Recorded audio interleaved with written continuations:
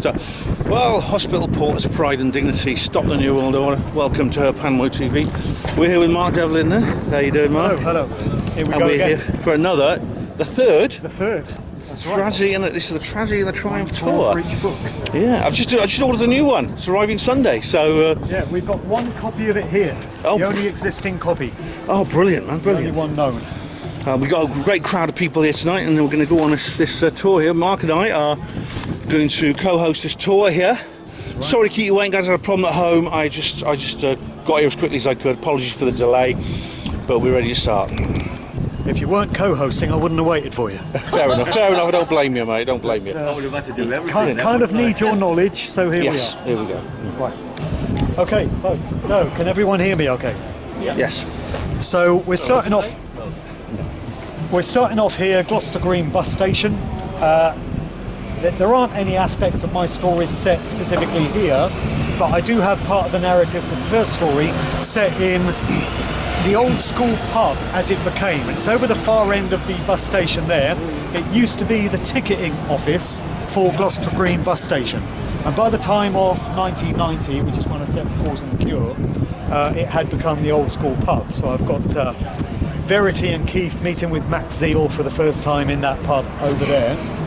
And we're going to be visiting various locations that figure mainly in the first two stories on this tour. Not so many in the book that's just come out, The Tragedy and the Triumph, mainly because that story is set in 2020. Bit of a slow year for news, 2020, not much really happened, did it? And there weren't really many places you could go. So because I've made the narrative authentic to the times, the characters don't really go many places because there weren't many bars and hotels and cafes and stuff open then. So most of the places we're going to see were in the first two books.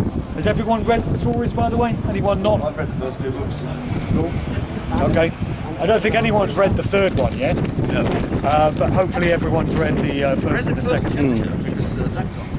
I did put the first chapter online, that's right, yeah. So, a little bit about Gloucester Green itself. It was once an open space outside Gloucester College, which is now Worcester College, in that direction there, after which it was named. From 1783, going back a long way with some of these places, I tell you, to 1915, a fair was held on the green, so this all used to be open greenery. From 1835 to 1932, it was the site of the city's cattle market.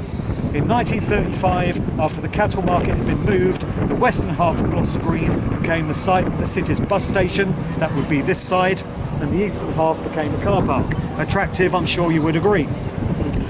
Yes, so, anything to add on Gloucester Green? Except that I remember very well when it was actually open and it didn't look like this. I just remember it was like a road of bus stops really, and they didn't have all this building around it here, which I don't think it proved anything really. I think it's actually it's just like modern sort of 1980s architecture really. It's the case with most things, isn't it? Yeah, pretty much. Yeah. No refurbs.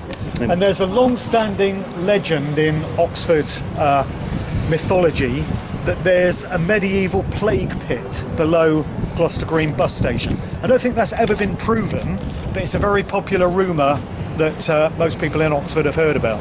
Yeah, do we know about that one? I've heard that, yes, I have heard that. I mean, it's different from there was other places, I'll maybe tell you later, up in Cornmarket, where there are other bodies that have been found mysteriously in underground chambers, but I wasn't aware of this one except through the legend, yeah. Exactly. All right. So we're going to move on now towards a couple of nightclubs that feature in the narratives to the stories, and they're both nightclubs I used to DJ at back in the day. So we'll have a quick look at those, and then we'll get back to the really historical stuff. This pub here was called the Nag's Head. In fact, it was called the Nag's Head for over 200 years, because this pub here was part of the canal terminus, where all the canal boat people used to come in and have a drink when they dropped off their coal and other things. And of course it changed its name, like everything does around here. I swear that the government, like, they changed names of things just to keep us on our toes and stop us getting too secure and too settled. Yeah, exactly. This was then it changed. Your nostalgic hankerings back for the old names. Exactly. They don't want us to become too familiar with too many things. Break connection with the past. Exactly. Break our connection with the past. He who controls the future, etc. He who controls the present controls the future, is all well said. And so you may not remember, this was actually called the Nag's Head originally. It was called that for about 200 years. Then in around the year 2000 it changed its name to the Antiquity Halls, Yep, and now it's called the Oxford Retreat. I mean, God knows, it'll probably change its name again within a decade. But I still think that this is the Nag's Head, because this is where the canal boat men used to come here. And it was set up specifically for the canal boat cruise. Stop here. Specifically for the canal boat cruise, so that they could like have a drink and a beer when they finally moored their boats at the end of a long journey all the way from Birmingham and Coventry with loads of coal and other things that Oxford needed. Yeah. That is the termination of the Oxford Canal. It is, yes, yeah, it's just over there. In 1790 by Sandal. Correct, yes. From the Grimley design. Yeah. That was the water where that car park was just coming Yeah. A massive flux of coal piled up everywhere, horses. You imagine where that car park was where the main stockyards and the main warehouses were. Yeah. This top canal base. Sorry, yeah, this is it. Yeah, we're here now. Where the car park is, yeah. We're here now. Yeah. Yeah, this pub was called the Nag's Head. Yeah, I remember that. Yeah. Those are the days. Those are the days, yeah, because a lot of the early canal boats were actually drawn by horses. They didn't even have steam power in those days, even though free energy was being classified even that long ago, believe it or not. Anyway, Well, we won't walk all the way down there, but this is the Bridge nightclub, which features in the narrative to The Gift and the Curse. I've got my character Drew Hunter, who is a DJ in the stories, and he's loosely based on myself and my own experiences. I think I've DJed in pretty much every club in Oxford over the years, and I was a resident at this one from 2001 to 2012 when they fired me, so quite a long time. And this place pretty much took over from the Park End Club, which we'll go and see next. And I was actually born in Oxford, which is kind of ironic, and it's a bit poetic to me really, because I kind of expose secret society networks now through my stories and my talks and everything else. And this is like Illuminati Central. This is basically where all the plans get cooked up and all the various machinations that get unleashed on society come out of Oxford and Cambridge universities to a very large part. And I just happen to have found myself born in Headington, up the road in that direction, I think, just through pure random chance, I guess. And I was never connected to the academic side of Oxford at all. I just happened to have lived in this area, and that's why I chose to set my stories in this city, because they say write about what you know, and I know this place pretty well, so that's why it was done. So we'll head on over now to Park End Street, just along the river, the canal here, to one of the other clubs. Oh, thank you. Excuse. sorry, mate. Are you a Churchill Hospital baby then? Yeah, Churchill, yeah. You too, yeah? Thanks for coming, mate. You're all right. How are you? Of course, this pub has featured in the Inspector Morse stories as well. Nice view of the river from the. It's one of these places that tends to be. It tends to be used like it should be like that. Yeah. Chrissy couldn't make it. You know, I told you someone was coming. She's ill. She's got pneumonia. Yeah, she's right. So I hope she'll be all right. Yeah. I was going across this little. We've got this little lovely walkway here, actually, between the High Bridge Street and Park End Street, where between these two large clubs here. Do you remember when it was Jongleurs, Mark? There was a comedy club, Jongleurs. You could have stand-up comedy and stuff. And that's just along the road from the Park End Club, wasn't it? Yeah. Was it on this side? Was it here? Was it? It's on the other side. Yeah. Oh right. And that used to be called. It was called Rosie O'Grady's for a while. I don't know what that is now. Now the building there where you see the word attic in the white lettering, that used to be the Park End Club. The building is known as Cante House, and Park End opened in 1991, and back then it was a pretty revolutionary sort of club. It's very independent spirited, so it wasn't part of any corporate chain, and it took a lot of risks musically, and it's a very cool club. It's a very good place to be a part of. I DJ'd at that one in the back room for quite a few years, from 1995 to about 98. And in the main room they had house and dance. And it was the main club in Oxford to have got in on club culture when the super club era really kicked off in the 1990s. So we had a lot of big name guests playing there. Pete Tong, Danny Rampling, Boy George, people like that. And it was fun. But I then, mean, there's a I really- middle-aged man. yeah, It was. in It the was. 90s. It was a good place. I remember it. Yeah, it was like Yeah. different rooms with different kinds of music. But and then it stuff got like that. bought out by Luminar Leisure, which is one of the big corporate leisure brands, and it got, consolidated into their brand. Yeah, like so and much else. Just lost all of its spirit and all of its independent, pioneering kind of energy, and just became a corporate clone, just like all the other clubs. And it's a great shame. That happens to radio stations as well. I used to work at Fox FM, which is way over in Horsepath Road, Cowley, in the early 90s. And that station had a good kind of independent spirit and did its own thing back then. And that got bought out by the Capital Radio Group a few years later and went the same way, lost all of its original charm and character. And that's just what happens. It does. I remember the Park End Club well in the early days, and it was really, really good place. And then it just, I mean, I stopped going to it. I stopped going clubbing, sort of like I went off clubbing sort of in the late 90s. But yeah, it was a great place. We might even have met, Mark. We might even have met at certain places long ago before we really knew each other. Yeah. That's right. Yeah. These days it's called Attic. And I think it was Lava and Ignite before that. There was a Lava Ignite brand. God knows, they That's changed part of names so many times. Every time I come down here, there's new shops, there's new places open. It's like living in that strange movie. What's that film called where they move all the buildings around it every night? What's it called? It's a bit like the Matrix. But every time everyone wakes up in the morning, everything's changed. There's new buildings in different places. But it feels like that in this world. I honestly don't think. They want people to have a settled position in society where everything is as they expect it to be. And a connection with the past. Yeah. Just destroying that nostalgia. Dark City it's called, yeah. Dark City, the film's called. If you've not seen it, it's very, very good, yeah.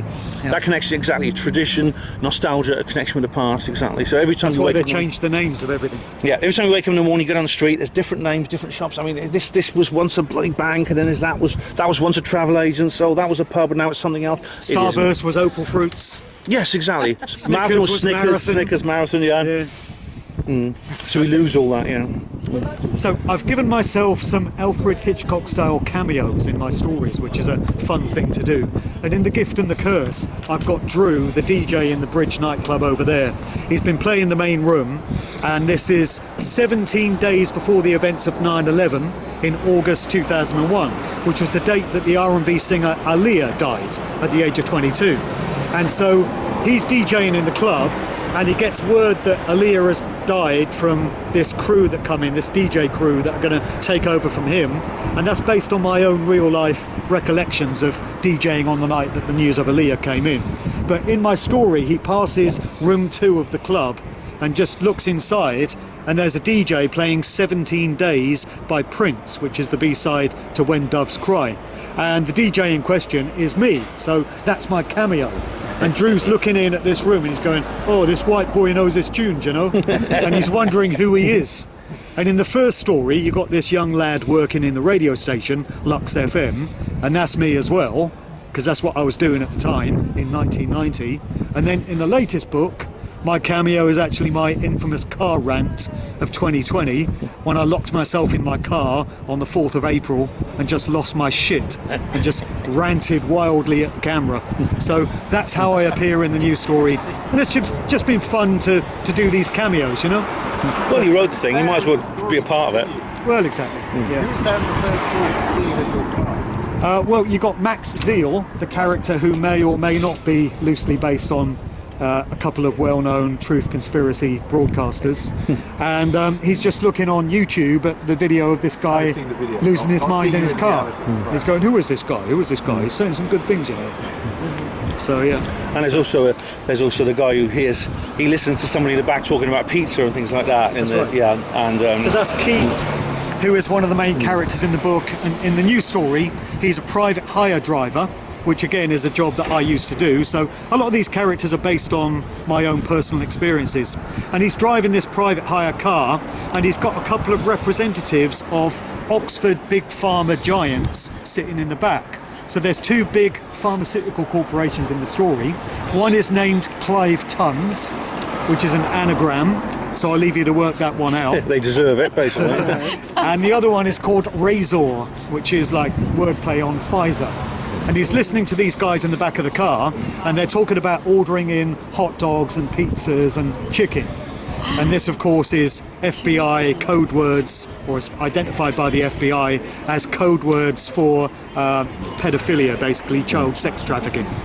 And so Keith recognises these terms for what they are, and that just ties into research that I'm sure many of us have done into these dark subjects. Yeah, definitely. They find their way into the story. Right, we're heading to Oxford Prison next. Oh, we're quite approaching. This is Duffield College here with the big pinnacle. This is quite new, this. I think this was built in the 50s, I think, this one, Mark. This was actually quite a new spire. This is the newest spire in Oxford. But it's obviously one of the oldest structures in the city. The Castle Mound. This was a Norman keep on the original Oxford Castle, which is about 1,000 years old. And there's actually a tunnel. If you can actually get in there, although they don't let you go in there unless you're too small. But this is the old prison up here.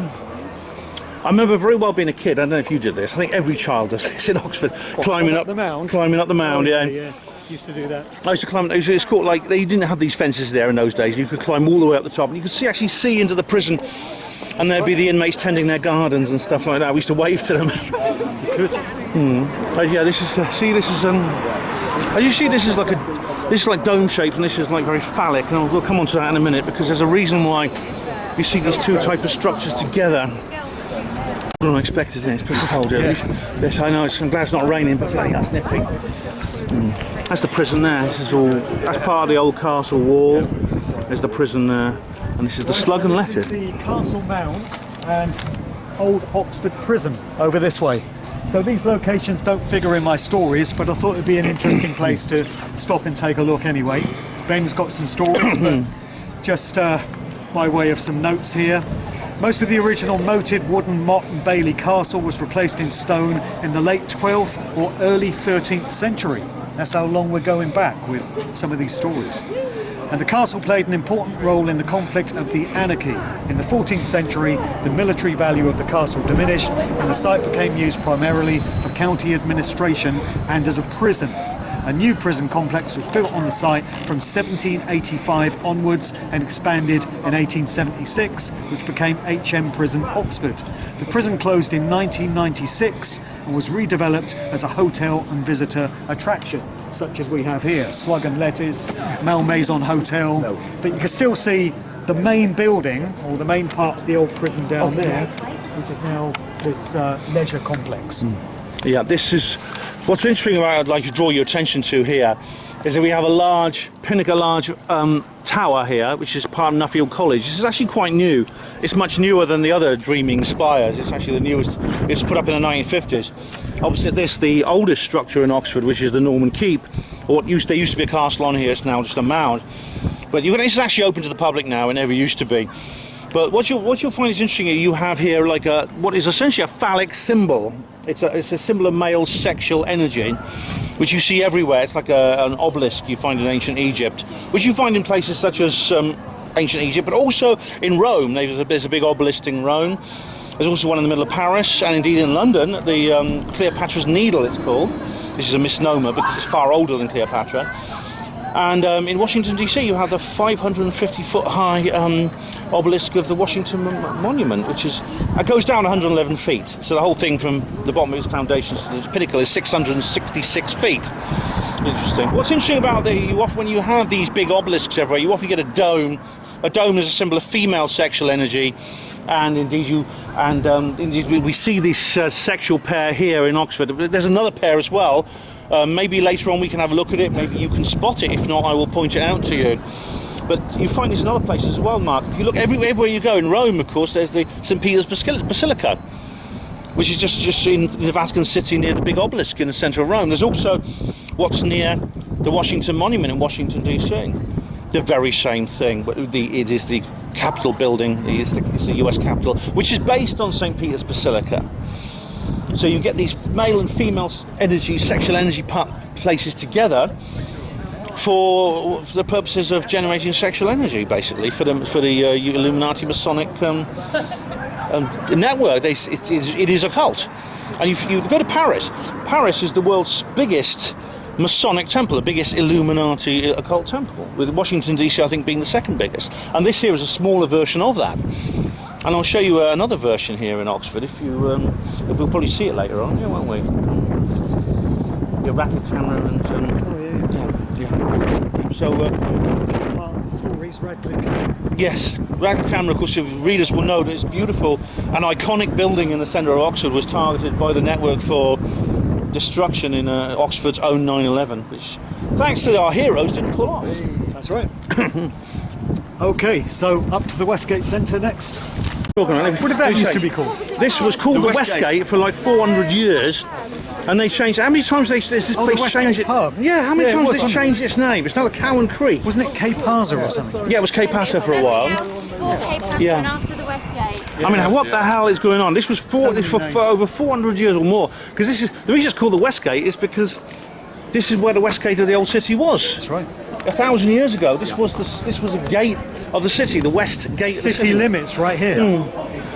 And then the first thing to do in the modern era, of course, is they come along and they start changing the names of everything, like we were just talking about earlier. That's right. I think they just want to keep us on our toes. That's a good name change though, because the Oxford city badge is of a cow or an ox crossing a ford. So the Cow and Creek is the Oxen Ford. So you know that's fairly good, I think. Good wordplay. Well, it's better than what it could be. It could be, but the fact of the matter is, this is one of Oxford's oldest pubs here. You wouldn't know it if you went in there. There's not this. If you go in, there's nothing to commemoralise anything in local history in this pub anymore. This was famous actually because people used to get out of prison. Whenever people got out of prison, they used to come in here and have a pint, and then there's usually it'd be their first drink in like God knows how long, and it goes straight to their heads, and they end up having a punch up. Well, you know, they'd be back in there. Yeah. This was a bit notorious here. It was a bit notorious, and it was pretty popular with the town part of the town and Gants in there. Drinking clubs. Because it's proximity to the clubs, I think. Have a drink in there and get on clubbing. Yeah, there was a club in there as well, Boodle. Yes, Boodles, I remember Boodles, yeah. It changed its name. Then Fifth Avenue, then Filth, then Carbon. Yeah. Don't know what it's called now. New Wave, it's probably gone now. Event on Monday nights in there after the main club and stuff. And I saw a number of acts like Nick Cave and the Bad Seeds in there about 1981. The Fall.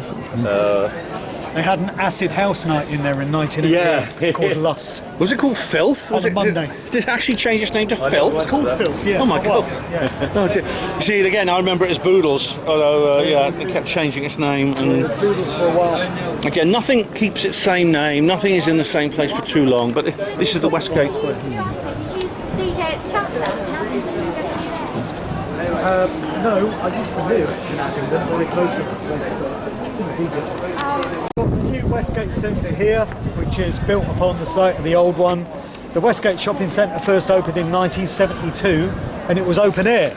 I remember, yeah. Yeah, I remember it in those times. And then it got a roof put on it, and I used to come and buy records here. There was a Virgin Mega Store inside there, which is long gone now, of course.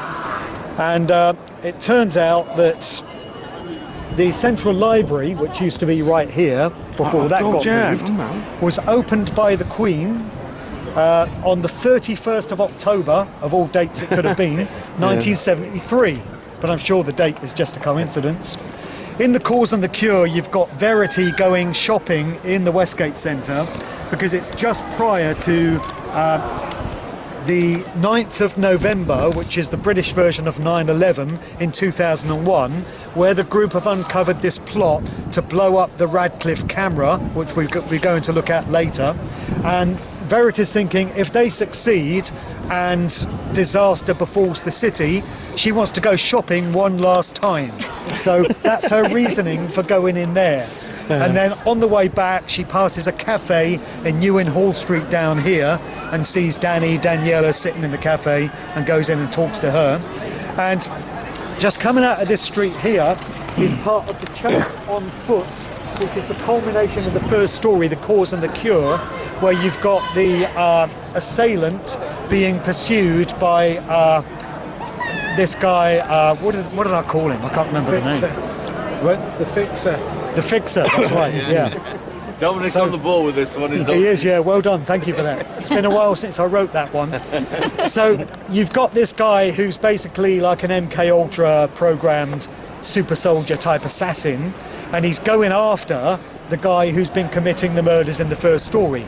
And by way of a spoiler, I won't reveal who that was for anyone that may not have read that book yet. But the guy gets chased in this foot chase along the street there and along Queen Street, and the guy that's pursuing him gets knocked down by a bus just a little way up there past these shops. So I wanted to have a really exciting chase in that first story because I imagine these narratives to be very cinematic and how they would look if they were ever filmed for a movie or a TV show. So that's why I put that particular scene in there, and it's this long chase by foot from sort of the other side of the West Gate there through these streets, and it culminates in Queen Street, or at Carfax, just the far end of Queen Street. So we'll be going to Carfax Tower next, but I think Tony's got a story about Bond Square. Yeah, this is Bond Square. It's named after one of Oxford's twin cities, Bonn in Germany. What I'm interested in is the Alfred Watkins lay, Oxford lay. Are you familiar with Alfred Watkins, anyone? No, but I've heard of ley lines. Yeah, and ley lines generally. Here, yeah. Oxford's laid out on a west, east, north, south basic plan. Now, in the book, there's a number of churches that Watkins had marked, but mysteriously there was a church called St. Peter's in the Castle, and so everyone thought it was down there. I remember being with a group of lay hunters looking for what it was. We couldn't find it. I researched it since and found out that St. Peter Le Bailey, which is the church that was on about, was actually here on this site. So the church was actually in the front bit, and the main part of the square there was a cemetery for the church. St. Peter's now is part of St. Peter's College, which is further down New in Hall Street there. So this was the famous Alfred Watkins Oxford lay. This was on there. That street there is now Queen Street. It used to be called the Bailey back in medieval times, and the Bailey meant that it was directly connected to the castle in some kind of a way. It's further up that street that the famous Oxford student riots start.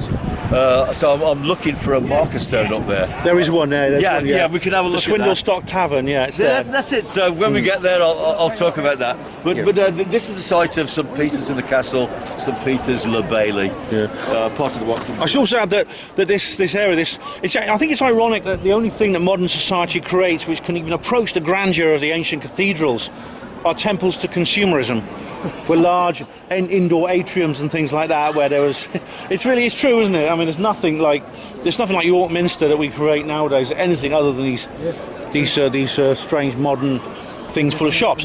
Now I should point out, in order to create this, they destroyed what should have been was one of the classic and traditional residential areas of Oxford, similar to Jericho. I mean, St Ebbs used to be on the same page as Jericho, really, in terms of commoner residential areas. You go to Jericho today, it's like full. It's so traditional.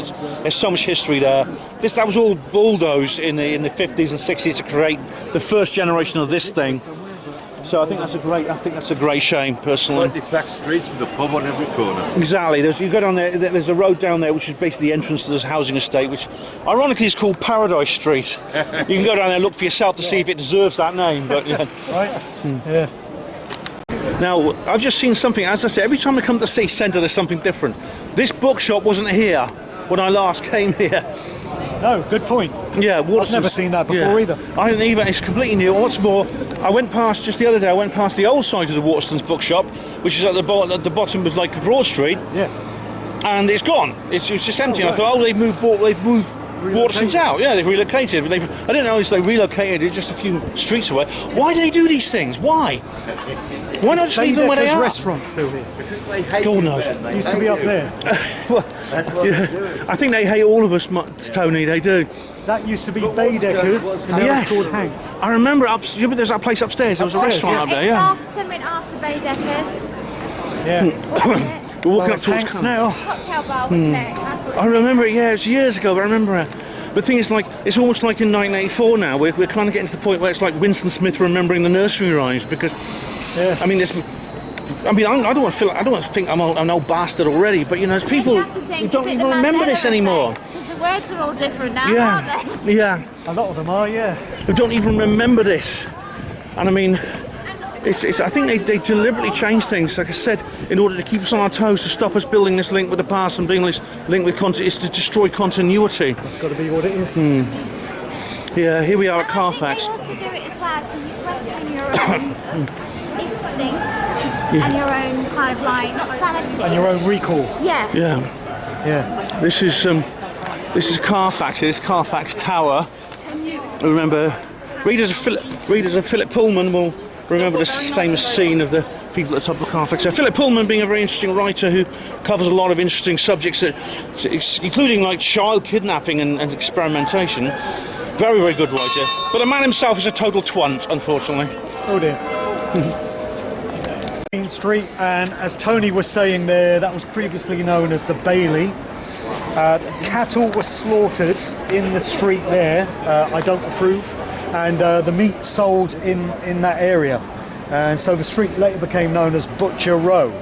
And the slaughtering of animals in the street was outlawed by the Oxford Mileways Act of 1771, and the butchers moved to the Covered Market, which is just over the road there, just off to the side of the High Street. Be walking past there. The street was then named Queen Street after Queen Charlotte, the wife of King George III, who both visited Oxford in 1785. So this place is known as Carfax Tower, and the name Carfax derives from the Latin quadrifurcus via the French carrefour, both of which mean crossroads. And we've got a crossroads of 4 main streets in Oxford right here. It's also known as St Martin's Tower. It's the remaining part of what was once the city church of St Martin of Tours. So this place figures majorly in the narrative to The Cause and the Cure, the first story. So you have the guy that gets chased through the street by the attacker there, and the police are starting to close in on him, and he's getting desperate and he needs somewhere to run to. And he goes into Carfax Tower, realises there's one way up, one way down, he's got nowhere to go, but he happens to discover a manhole cover in the floor which leads to an underground tunnel, and it runs all the way from below Carfax Tower there along the High Street short way and emerges in the cellars of the Meter Inn pub, which we'll be passing shortly. And there is actually a long-standing Oxford legend again which suggests that there is indeed an underground passage leading from the tower a part way down the High Street.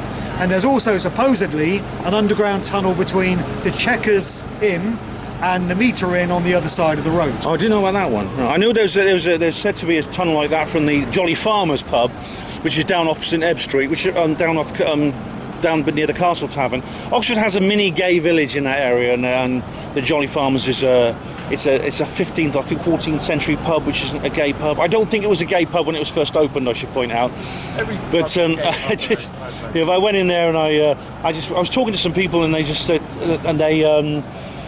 and they told me about that. You go down to the beer cellar. There is actually the entrance to a tunnel that leads somewhere, and they don't know where it goes.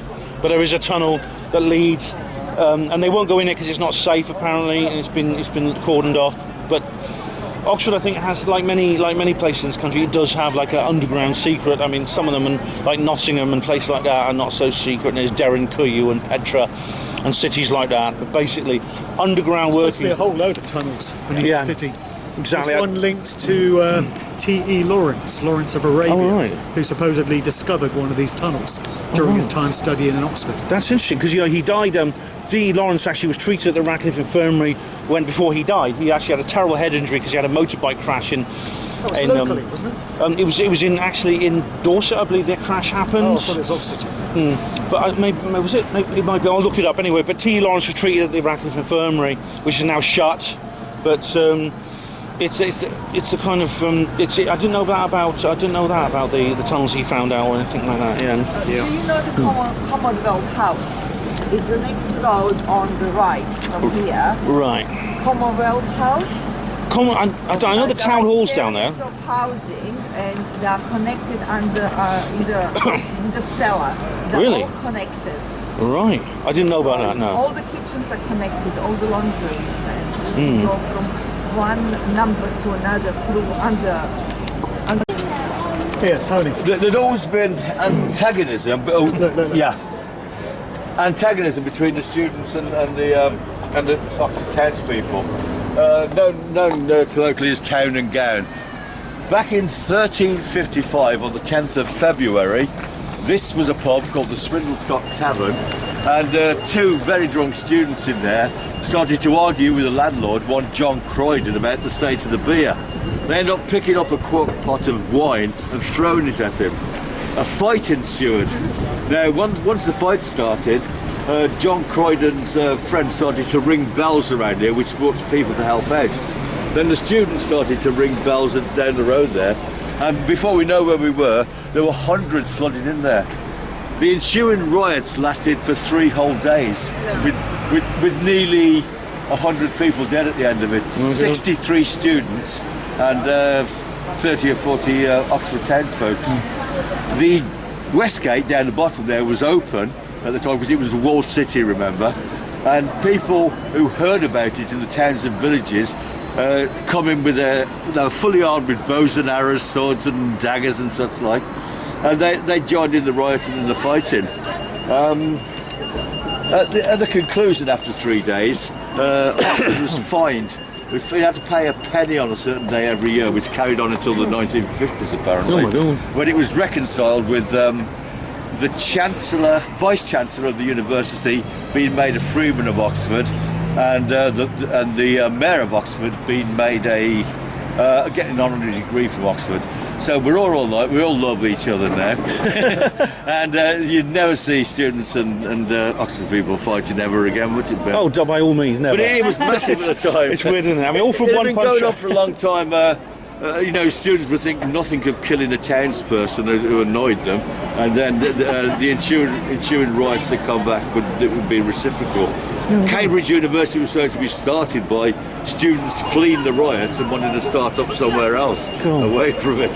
That's so crazy. All from one barroom brawl. How about that? It's so 100 people dead, fines for 1,000 years. As the site says, the Swindlestock Tavern, and this was the other end of the Bailey, number 1 Queen Street, I think it is now. Loving the matrix coding with the numbers, because we got 1250 here, 125. My birth date is actually the 12th of May, which is 12.5, and I see expressions of that everywhere. That's why I priced the tour at £12.50. I thought that'd be a nice touch. I just saw this sign here, and we've got 125 again. How about that, guys? The headphones that I use for DJing are Sennheiser HD 125s. That's purely by coincidence. I just get 125 cropping up everywhere. Now, readers of the book will know the different numbers appear all over the story in various different ways. I put that into the story, yeah. So I've got Verity, the character of Verity. I've given her the birth date of the summer solstice, 21st of June 216, because 216 is part of a really fascinating mathematical sequence, and she sees expressions of her born date everywhere in exactly the same way that I do. So that's just like an attribute that I gave to that character. Yeah, we're coming back this way, because if not, I'll tell about how. Should I do it now? We're going to the temple. Yeah, all right, no worries. I'll tell you in a minute. We're living in the Matrix. Yeah, it's so. Don't upset the NPCs though, that they might not realise they're NPCs. Norman Peter Cook. What a character he is. Yeah. Honestly, you've got to laugh at this thing. Honestly, if I didn't laugh about this, I'd have some kind of mental breakdown. You've got to have. You've got to have. There's got to be some like entertainment somewhere in these stories. Yeah. Dark, bleak comedy. Exactly. Yes. Yeah. It's saving me from madness. Right, so we're in St Aldate's, and a little bit further up there is the main police station in Oxford. And this is where, in the first story, you get all the cops like Neil Lowe, Detective Inspector Neil Lowe, because he's a very servile man, hence his name. And C.C. Nomas, Superintendent C.C. Nomas and May Piers. They're all based in St Aldate's, just down there. And that's also where D.I. Sam Hain gets to enjoy the pleasures of Amy Hardwick on the back seat of a Panda car before he gets discovered by Keith in quite a key scene in that story, Gift and the Curse. And also in this story, the second book, we have a scene early on set in the town hall. And this is directly after the events of 9/11 in 2001, where Oxford's mayor, named Eugene Nix, which is one of my less subtle character names, calls an emergency meeting for the folk of the city, and he's assisted by the Bishop of Oxford, Fabian Lucas, no relation to Nathan Lucius, and these two turn out to be behind the plot to install Oxford's very own 911, which becomes clear later in the story. But early on, they hold a meeting in this venue, and here it is.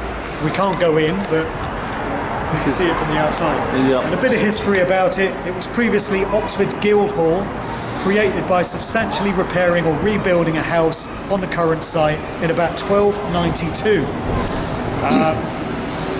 Then we have a replacement designed by Isaac Ware in Italianate style in 1752. That building was demolished in 1893, and the Prince of Wales opened the new building in May 1897. So this one dates back to 1897. If you look at the roof in there, there's amongst all the ornate workings, masonry on the roof, you'll find the 12 signs of the zodiac. Oh, right. The zodiac's very, very important. Domed, isn't it? The roof? Yeah. It's curved on the edges, and all 12 signs of the zodiac are on the roof there. So that was important to them at that time. It's a fine building. The museum's housed in about there. There's a current campaign of signed up to change.org to keep it free and open to the public. I've been trying to put a charge on it now. No, right. Oh, right. It's still there at the moment, and you can still get it free. For the time being, yeah. Yeah, you walked out down the side here, yeah. That's a symbol for Oxford Ford. Yeah, the cow That's it, crossing the yeah, river, yeah. crossing the- Because it was always thought that this was. It was always thought that that's how the city started. It supposedly dates back to the medieval period. Although they've actually found some Roman remains up in Donington. There was a Roman pottery found there a couple of years ago.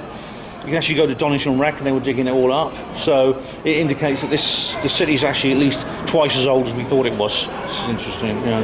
I don't know if there's anybody who's not from around Oxford, not familiar, but that is the River Thames down there, and that was the main fording place for Oxford anyway, where it becomes Known as the Isis. Yeah, we don't call it the Thames. Yeah, we call it the Isis. As in, It flows through Oxford, though. Isis. all Yeah. all the related water courses, and there's numerous water courses which all flow into the main river. But it's it's the Isis through Oxford. supposedly this is a contraction of Temesis, which is the ancient pre-Roman Celtic word for the river.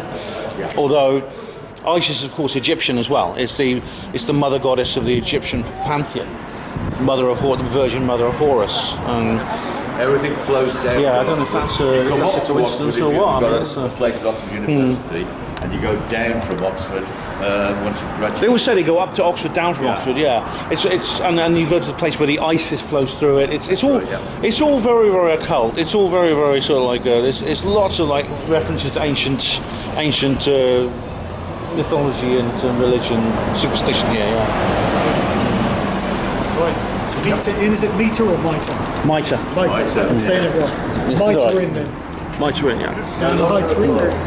Okay, as we go past the craft factory, you point out there's it's not really nothing to see there, but a few years ago there was a discovery. Someone discovered an underground chamber literally just outside the McDonald's up here. You can see as we walk past, which contained 12 skeletons, adult males or male or female skeletons, in a chamber, as if this were a burial chamber. This was 3 or 4 feet below the modern street level. Now, this was a news story for a while, and it just vanished. And the whole area was sealed off. It was put behind wooden boards. They had hoarding around it. They had the bulldogs with it. The university police with the bowler hats. They were guarding everything. And it's just vanished. The news story just vanished. So I'm interested to know what they actually found in there and what it all meant. When was this from? This was from I can't remember the exact year, but I did a report on it at the time on my website. They found this underground chamber full of bones for skeletons, and it was a news story for like a couple of days, and it just went quiet. And the whole area was sealed off, and no one. Sounds like Benjamin Franklin's house in London. Exactly, very similar. Yes. Skeletons. Yes, yes, that's right. Cromwell Street was not Cromwell Street. That was a serial killer, wasn't it? That was the couple who were killing their kids. Yeah, there's something very similar. Benjamin Franklin in London. He lived in a house in London, and they found 27 bodies buried under the floorboards, which were dated at the time that Franklin lived there. And they're desperately trying to explain why he did this. Yeah, they said. Dissections. They said he was into grave robbing, but Nothing to worry about. there's no evidence that he was into grave robbing. But so they just said that because the alternative is that he killed them, or someone involved with him killed them. Yeah. Can't possibly be the case. Yeah. And I mean, of course, Never happened. it makes you wonder whether there's something similar. There's a similar story behind what they found up here. We don't know how old this. We know it's very, very old. We know these are skeletonized remains. We know they were underneath the street. That's all we know about them. Right. The mitres there, but look, it's called Gusto now. Is another example of what we were talking That's about. how you could know it was the mitre. You still got the symbol there. I suppose they haven't just taken that down so that people forget completely. Yeah. This is Gusto, as it's called in. Mitre. Anyway, these days it's Gusto Italian. Another example of a historic place having been renamed. We can know it was the mitre by the symbol that still appears up here. And in 1310, there were several houses along this part of the high street, and just round the corner into Turl Street, which were turned into a tavern, which became the Mitre Inn. So all of this was houses, and it was a pretty large tavern when they converted it. And in my story, we've got the character emerging from the underground tunnel in the cellars of the Mitre Inn here, and I've imagined him finding his way up from the cellars into a side passage for the covered market there, and there's a particular window which I identified as the place that he comes out. In my own mind, I've got no idea if it does lead to the cellars, but that's the significance of this location in the story. And it's also conveniently on the way to the Radcliffe camera, which we'll be going to next.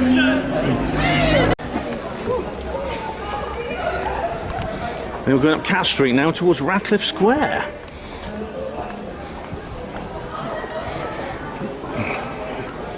Look at that.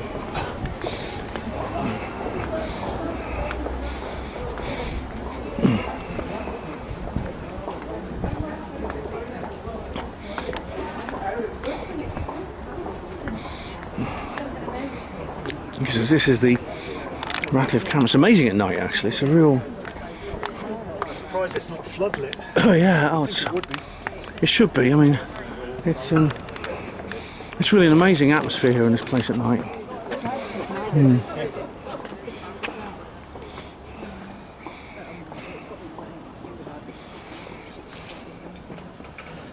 All right, well, it's a shame it's not illuminated. You might think it would be, but this is the Radcliffe camera, arguably the most iconic building in Oxford. This figures on the cover to The Gift and the Curse, and it's the central location in the narrative where a plot is uncovered whereby elements of Oxford's establishment are planning to blow up this building in the wake of 9/11 and blame it on Muslim terrorists, who are the only kind of terrorists there were in 2001, don't you know? And the plot is, of course, foiled by the group of friends who realise what's going on. And we've got another underground passage which figures in the narrative where Keith and Max descend into this tunnel from somewhere over that side of the square, and they discover that the explosives have been placed in one of these archaic tunnels which goes beneath the camera. And they, of course, defuse that and prevent the explosion from taking place. But the plan was to blow it up, given that it's an iconic, emblematic representation of Oxford's establishment. To my thinking, it looks something similar to the Capitol building in Washington, DC. It's got that similar skull, sort of dome type appearance to it. And it was a library and a reading room, which is presumably why it came to be known as a camera, funded from the estate of John Radcliffe, a physician who left £40,000 upon his death in 1714. £40,000 must have been a shitload of money in 1714. And according to the terms of his will, construction only began in 1737. The exterior was complete in 1747 and the interior finished in 1748, although the library's opening was delayed until the 13th of April 1749. So it's basically a reading room attached to the university. Anyone else got any camera stories? Well, I just want to say, I don't know how many of you were paying attention earlier on, but you remember the big phallic symbol of Nuffield College Tower and the dome of the Norman Keep on New Road. Don't know how many. This is what I said. I said there was another sexual pair here in Oxford, and it's this: the dome of Radcliffe Camera and the big phallic symbol of St Mary's Tower here. That's bit. Yeah, look at that. Make your eyes water that well, guys, doesn't it? That's pretty big and hard, isn't it? And so again, you get this this same pattern. You see it across the world everywhere.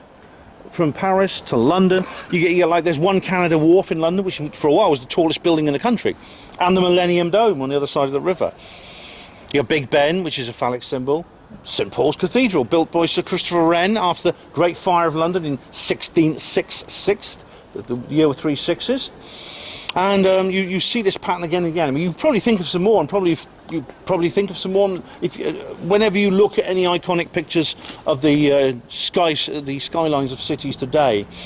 So that's really quite extraordinary. I mean, it just seems as if it seems strange that you get this kind of architecture that repeats itself over and over again. There's even like a very, very famous image of in Paris. You can see the Arc de Triomphe, which is with the actual Eiffel Tower inside it. Have you seen that?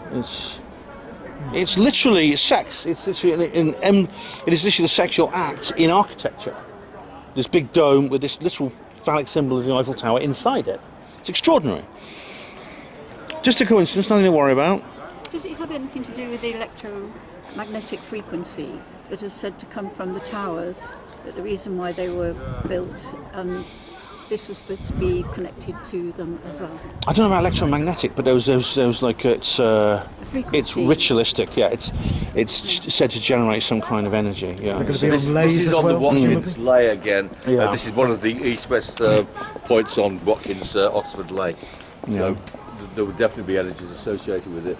But just before we finish, this thing built. We need a library. We need to build a library. Just look at the magnificence of that and its situation in the middle of this square. It seems that there's a lot more going on there than just a reading room, isn't there? I suspect so. It was originally designed by Hawksmoor, but it's accredited to John Gibbs, who was the architect who finished this particular project off. Hawksmoor was dead by that time, but Hawksmoor had big associations with a lot of Wren's previous stuff. Nicholas Hawksmoor in London produced a lot of. He was one of Wren's draftsmen.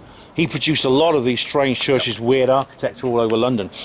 Now, what you see, if you go over there, you'll see the Bodleian Library. That's one of the biggest libraries in the world. In fact, no one knows exactly how big it is, but we do know there's basically the underground area of the library is far bigger than what you see on the surface. It goes down many, many levels underground. It connects the building on the other side of the street. And I know from someone who actually is, who knows someone. I know it's know someone who knows someone, but there are secret vaults in that library where the regular librarians can't go. It's where the regular librarians cannot go. It's like no one knows what's in those libraries, but I wouldn't be surprised if there are pieces of books that are banned, books that are suppressed, books that may have been in the Library of Alexandria before it was burnt in the 3rd century, books that may be that are in the Vatican Library no one else gets to see. It's one of those kinds of libraries. Unfortunately, I'd like to show you that, but it's over there, but you can't actually get into it. No one can get into it. If you want to go, you have to go to the Radcliffe Camera, actually, if you're a student, and they bring the books to you. The librarians go down there and get the books to you. You can't go down there and browse. It's not open to the public, is it, this one? No. Never has been. It's exactly. But you can't just go in there. No one can go in there. And who knows? God knows what books they got in there. We may find out one day. Musical Truth. Yeah. Funny enough, they will have a copy of that. They'll have a copy of Roswell Rising as well, and its sequels. Every book published? Yes, every book published in this country, they send a copy to Bodleian and several other parts of the National Archive. So yes, they will have a copy of Musical Truth down there. And indeed, the gift and the curse, then, isn't they? yes, and indeed the tragedy and the triumph. All your books are. There's at least one copy of all your books, all my books, in that library. Yeah. Well, good to know. Not in the secret vault. plus Fake Awake. Yeah. College-wise, this is All Souls behind us. It's All Souls behind us, famous for having no students, just dons. It's a special exam and a special entrance to get into that place. And opposite is Brasenose, which owned this property. And I did. Brasenose wanted compensation for this being built on part of their property. Famous for its big brass knocker on there, which was in the shape of an animal of some sort, which they used to rub for luck. And it also had David Cameron in there at one time, rubbing something else for luck, I think. But that's enough of those sort of stories about them people. He was a member of the Bullingdon Club. Yeah. Say no more. Along with Boris Johnson, and a couple of other. They were all, the Bullingdon Club is actually notorious here. It's like an elite dining club. Well, the rule is the poorest member of the club pays for everything, including the fines when they get for the vandalism they commit. I say poorest is relative because they're all filthy rich. The rule is the poorest member pays for everything. They go out, they have food, they get drunk, and then they Smash up the restaurant, and then send the bill to their daddies. Exactly, they smash the place up, and it's it's you may think it's a bit barbaric, and well, this is the club that produces many of our national leaders, isn't it? Society, don't the so-called elite, the so-called pillars of the establishment we're all supposed to look up to. Yeah, absolutely. And this was known long before the more serious allegations about Prince Andrew and people like that came out. Yeah, and Edward Heath, Brasenose College that Tony mentioned is also in the narrative to the Cause and the Cure. We have a ritual meeting of the Order, which is the all-pervasive secret society group that feature in all three of the stories, and that takes place in Brasenose College, just the other side of the camera there. Tried to weave as much of the college establishment into the stories as I could, and imagine some of the stuff that might go on there, and probably does. Yeah. Isn't illuminated. I don't know why they don't have lights on here. To look at it, but this is a recreation of one of the bridges in Venice, which was constructed here in Oxford. You got any more on this, Tony? Yeah, the one in Venice, it was a place of where prisoners were taken from the place of confinement to the place of execution. So as they crossed the bridge, they would heave a deep sigh. And so bridge of sighs. This is our bridge of sighs. We heave a deep sigh when we come out of there after drinking in the Turf Tavern, which is down a little passageway just on the left. The Turf Tavern is one of the oldest pubs. Part of the castle wall is incorporated into the pub, so that's a nice feature of the place. And there's a plaque to one of the pre-Raphaelites down there. Wasn't there a Small Faces connection to that place, or is that elsewhere in town? In the song Itchy Park, over bridge of sighs, So they're talking about that. Dreaming spice. It's about Oxford, that song. Yeah. The whole song is about. That's another story. I could talk all night on that. Just don't sing anymore. No. Well, I don't know. It's all too beautiful. So this is Exeter College. Both sides of the road is Exeter College, and that bridge joins two sections of it. And this street here, which goes back down to the High Street again, was the last one to be gaslit in Oxford in 1972. It was still gaslit down there. Wow. And Get loads of gaslighting now, then. Yeah. that pub on the corner of the King's Arms was the last one to have in Oxford to have a men-only bar in the back there. That was also 1972. No ladies are allowed in there. Quite a year, 1972. It's interesting. This is actually quite a spooky area. If you go down there, it can get quite. It's quite like atmospheric. It's a very narrow street that goes all the way. It comes out at the bottom of the High Street by Longwall Street. It's a very, very spooky atmosphere, I must say. If you go down there, people hear weird noises and things like that. It's on the Oxford Ghost Tour. They'll take you down there if you do one of those. Yeah. The Old Spectres Tour. Oh, someone's singing in. There's the Sheldonian. You can hear singing in the Sheldonian Theatre. Yeah. Yes. Built as a music theatre in 1647, I think, something like that. That was Sir Christopher Wren's second building. wow. Previously designed a chapel for Pembroke College in Cambridge. This was his second one before he started on the Great Fire of London churches. Oh, cool. It was fairly unique for its time. There's a 70-foot span of unsupported roof there. The truss covers 70 feet. No central pillars at all, which was a unique feature for its time. And it was built as a music theatre at the time. At Oxford University Press, who I worked for, before it was Oxford University Press, the printing presses were housed in that building as well. This building here became the Clarendon Press, which was the forerunner to Oxford University Press, who I became an Oxford Blue for. I playing cricket for OUP against CUP, Cambridge University Press, back in the day. And you'll notice the tops of the lower floor sticking up above the level. That was, of course, due to the mud flood, wasn't it? The Tartarian, The Tartarian building, mud yeah. flood has obscured the lower part of the. I might be making things up at this point, but the other bit was right. We had a Gloria Moss conference here immediately. We do. Well, Gloria's written about that. Although Wren was the architect, Hawksmoor submitted more drawings for it, and there's a whole list of other architects involved with it. Some of them not credited, and some of them credited. Right. So it's a Christopher Wren masterpiece as far as history is concerned, but a lot more people were involved with it. And I think there's a lot more to that building than meets the eye. Well, it's got amazing energy to it, I must say. It's got a really interesting energy. Yeah. By the way, we won't be able to see it tonight, but if you go down this way, you get to Magdalen College. If you go down here, you come out by Magdalen College, and there's a picture in the book of a reptilian humanoid statue actually in that particular place. Now you can only go there in daytime, and it costs money to get in, but you can go in and have a look at it if you want. It's in the quad. And I've asked the tour guide where do these come from, and they say it's based on heraldry, but no one knows exactly. They were put up between 1500 and 1512 by an architect and sculptor who is unknown. Yeah. But there's a distinct Ichian reptilian humanoid being There certainly is. and there's a picture of it in the book. It's emerging from a human gravestone, and it's coming out. It's extremely weird. It's an extremely weird thing to see. I've never seen that in any coat of arms, so I don't know why that's heraldic. I should also, are we going to walk? If you walk down here, you'll see the old Indian Institute building. Now, this is the home of the Oxford Martin School. Now, some of you might be interested, but you can actually do a course in geoengineering in this facility. This is the Oxford Martin School. It has a very large budget. It's heavily subsidised by the government, and I think the talent scouts for the various geoengineering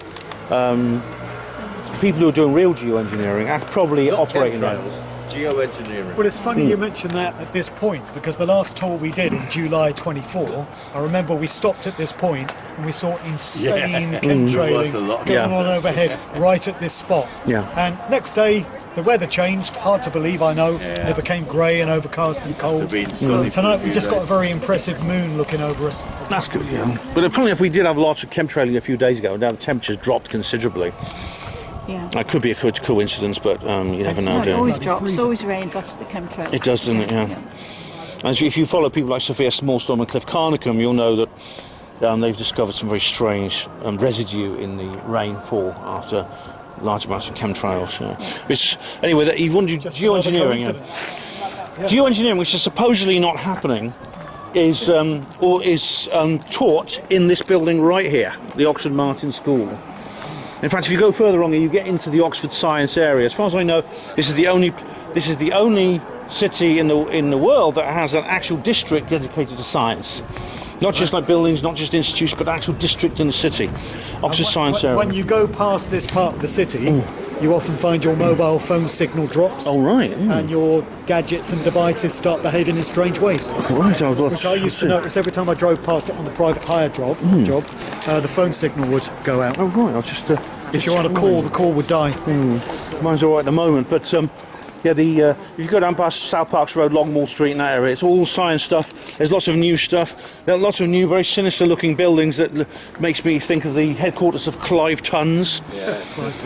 It's that kind of thing. There's security guards on the gate. There's very few windows. You wonder what the hell's going on in there, and I dread to think. But under the Bodleian Library is on the left and our right, and under our feet right now. As it goes down many levels underground. There's millions of books. More underground passages, eh? Exactly, including a vault where there's probably some kind of literature which is banned in other locations, certainly not open to the general public. I say probably it's stuff from the Library of Alexandria. That was burnt it was burnt in the 3rd century. Hypatia, the chief librarian, was flayed alive, and God knows how much knowledge was lost, or at least how much knowledge was sequestered by the Illuminati as a result of that attack, and was taken out of the public hands. This is Broad Street, which is this is kind of the heart of Oxford. There's a Sheldonian. It's a beautiful place. Blackwell's books. Yeah, Blackwell's bookshop there. Bardwell in my.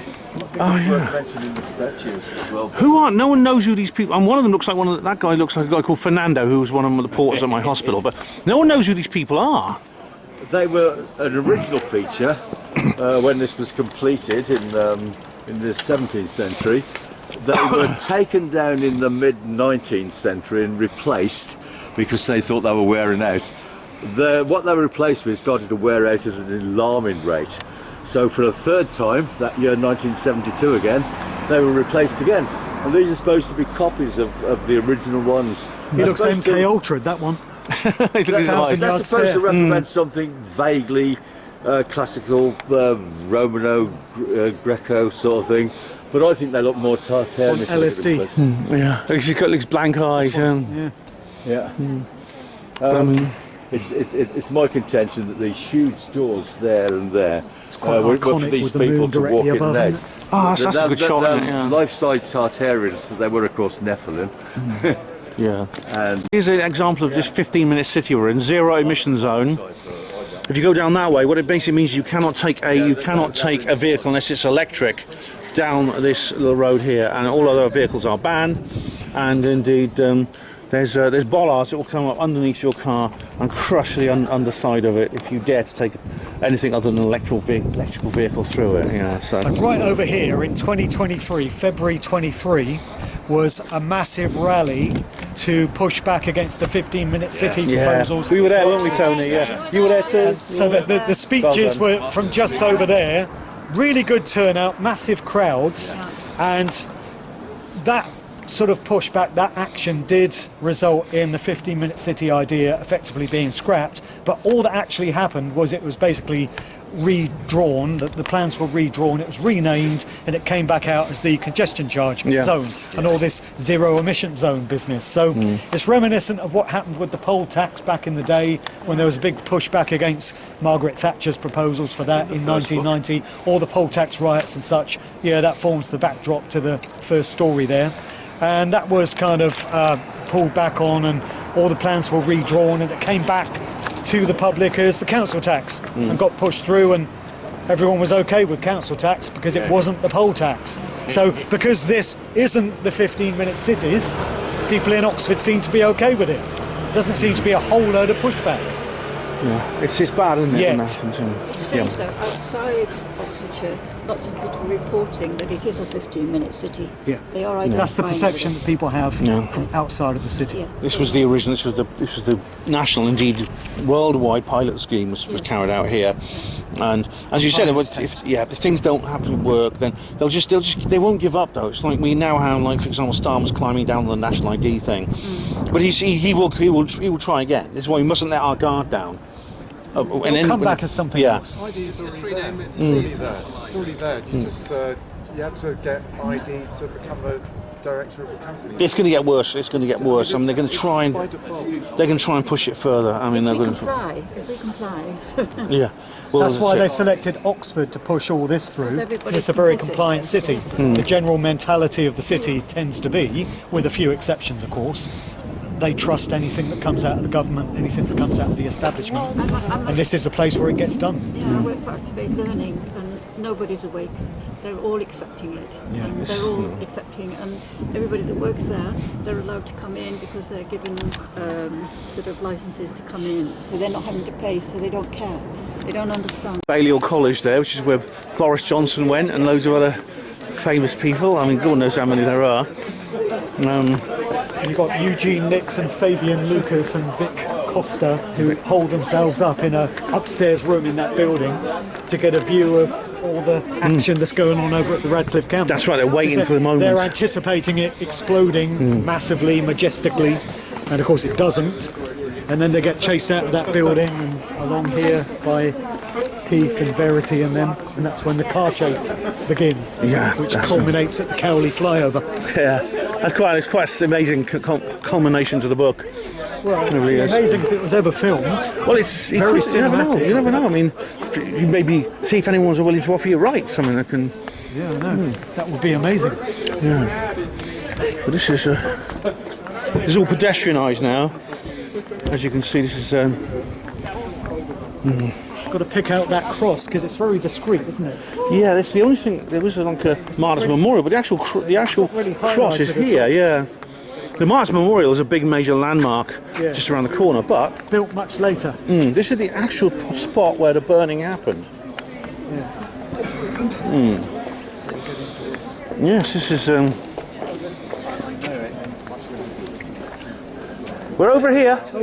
Over here. So we are all here. So this is the spot of the Martyrs' Cross, and I've got some notes here. It's very discreet. You could quite easily miss it. It's not got attention drawn to it at all.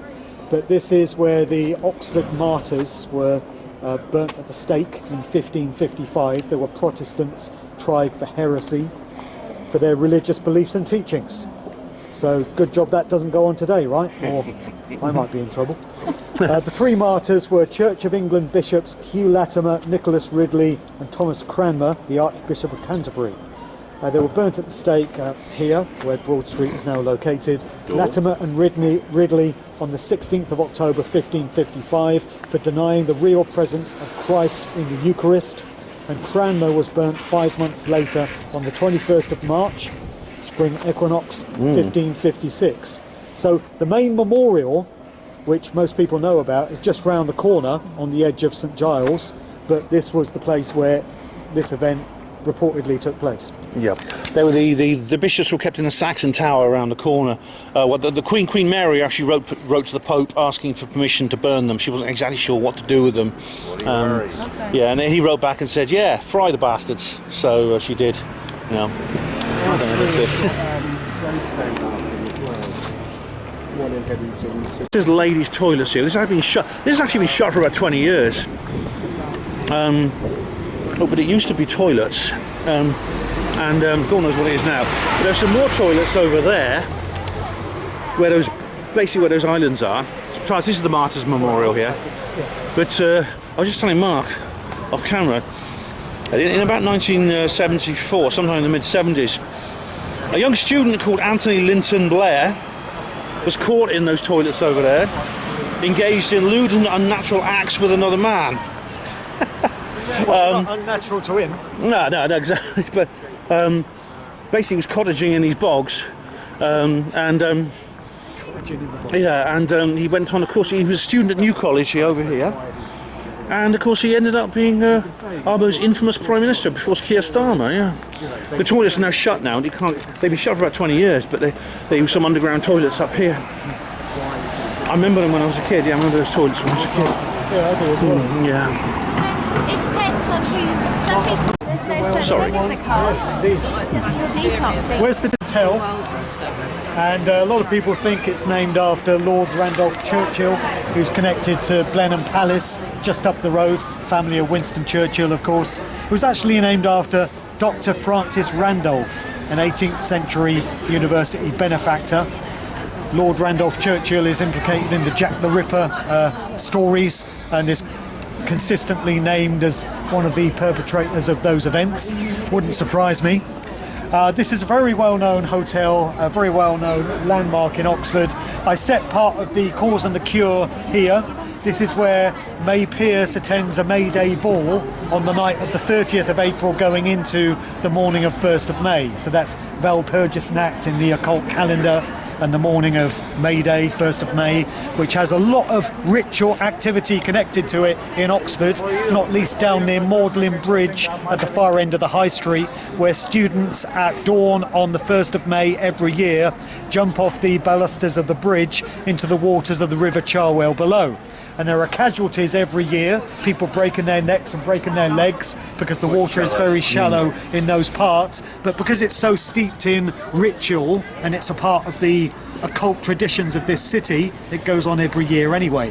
So May Pierce discovers a few things about some of the people she's at this Oxford ball with on the night of the 30th of April, and she starts to piece together the fact that there are secret society networks operating within Oxford. So I had that story happen within the Randolph Hotel there. If you go in the main entrance, you notice that the lobby, the entrance lobby, has a black and white checkerboard flooring design. Hard to believe, I know. And to my thinking, the architecture of this hotel is very similar to that of the Dakota building in New York, in which the movie Rosemary's Baby was set, and outside which John Lennon was assassinated in 1980. A lot of similarities in the Gothic Victorian era architecture. There's an Inspector Morse bar. A lot of Colin Dexter's Inspector Morse stories were set in real life locations in Oxford, and there's a Morse bar. Some of the cast of that show stayed in the hotel when they were filming there in 1987. And it's very expensive. In 2015, a very large part of the hotel was damaged significantly in a fire which broke out in the kitchens, and it was shut down for a couple of years, I think, while they reconstructed it. But it's been back open for business for quite a few years now. Any other Randolph stories? I can't think of anything specific, except this is like the big elite, like posh hotel in Oxford. Any like visiting nobility will always stay here. Bill Clinton, who's a regular visitor here, he always stays here. If George Soros or someone came here, he'd be put up in this place as well. It's very, very grand in there indeed, very, very posh indeed. 200 to 400 quid a night to stay. Yeah, if you want to stay, there's much cheaper places you can actually stay. If you ever want to visit Oxford, don't stay here unless you're absolutely loaded. Definitely. The Travelodge down the road. Cabinet of curiosities that Elias Ashmole gave to the University of Oxford in 1677. That's the Ashmolean over here. And it houses a huge array of Egyptian artifacts. Galleries focusing on Egypt and Nubia are a big part of that museum. And it also opened a gallery of 19th century art in 2016. So big tourist attraction just over the road from the Randolph there. Obviously, there are Not certain, in my books actually, but obviously there's a lot of ancient mysteries you won't see in there. There's things they keep secret. There's things people in the university know about to do with the ancient world which they won't tell us, and they certainly won't put on display in the Ashmolean. It's worth a visit though. There's lots of really interesting old Egyptian stuff in that. Yeah. Guys, there's been an update since we were here last. It seems that the old bird and baby is covered. It seems like it's been covered in this thing. The Eagle and Child, yeah, it's been reopened. It's been rebuilt. That's good news. I hope they keep it like it used to be. I hope they keep it traditional like it used to be. It's all behind here. It's all. See, they've got a decorated cover here. Yeah.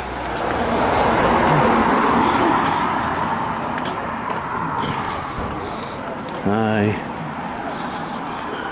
The Eagle and Child. Here it is. The Eagle and Child. Yeah. That's obviously just the hoarding. It's just decoration on the hoarding. Let's see how much you can see in there. Hopefully see what I can. This is a real shame. The last time we came here, you could get right up to the front there, but they're evidently doing a whole load of reconstruction work on it. It's been closed since 2020, went out of business as a result of COVID, evidently.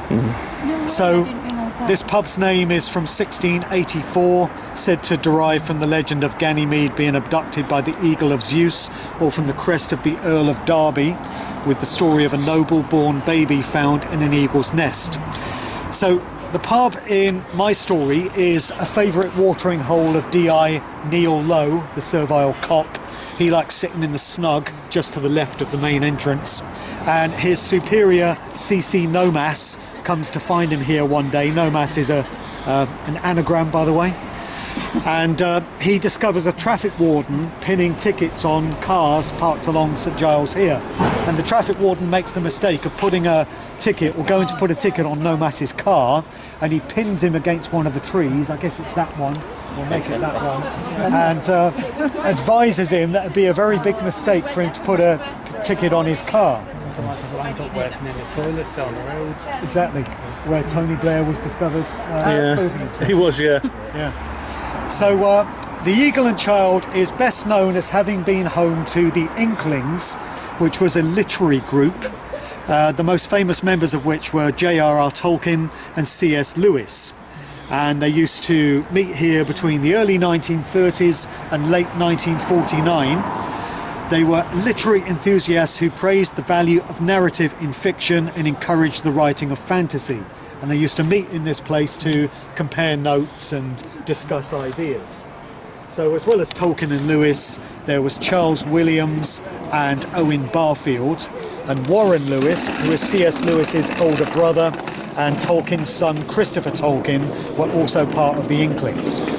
So I guess this place is due to reopen in due course. It probably will look nothing like it did originally. It retained its original character and charm for many decades. Yeah. But it'll probably look nothing like it when it does reopen. It'll be a very great shame. We'll find out anyway, but it'll be a great shame, won't it? It's Any other Eagle and Child Inkling stories?